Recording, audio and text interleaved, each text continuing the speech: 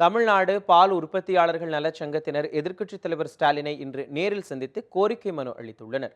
தலைமைச் செயலகத்தில் எதிர்க்கட்சித் தலைவர் மு.க.ஸ்டாலினை தமிழ்நாடு பால் உற்பத்தியாளர்கள் நலச்சங்கத்தின் தலைவர் செங்கோட்டுவேல் இன்று சந்தித்து மனு அளித்தார். பின்னர் செய்தியாளர்களிடம் பேசிய அவர், கூட்டுறவு சங்க உறுப்பினர்கள் வழங்கும் பாலை முழுவதுமாக கொள்முதல் செய்ய வேண்டும் என்றும், அதிமுக தேர்தல் அறிக்கையில் கூறியபடி மகளிர் மற்றும் குழந்தைகளுக்கு இலவசமாக பால் வழங்கும் திட்டத்தை செயல்படுத்த வேண்டும் என்றும் பால்வளத்துறை அமைச்சர் சண்முகநாதன் மற்றும் செயலாளரை சந்தித்து நேற்று மனு அளித்துள்ளதாக தெரிவித்திருக்கிறார்.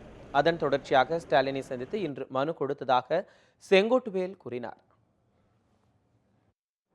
விலை நிர்ணய குழு ஒன்றை ஏற்படுத்தி அதிலே தனியார் பால் வியாபாரிகள், கூட்டுறவு பால் அமைப்பு மற்றும் விவசாயிகள் அனைவரும் அமர்ந்து ஒரு முடிவெடுத்து பால் விற்பனை விலை, அதற்கு முகவர்களுக்கு எவ்வளவு கமிஷன்கள் கொடுக்கலாம் என்பதை அரசு முடிவு செய்து கூட்டத்தை நடத்தினால் மிகவும் சிறப்பாக இருக்கும் என்று நாங்கள் கேட்டுக்கொள்கிறோம்.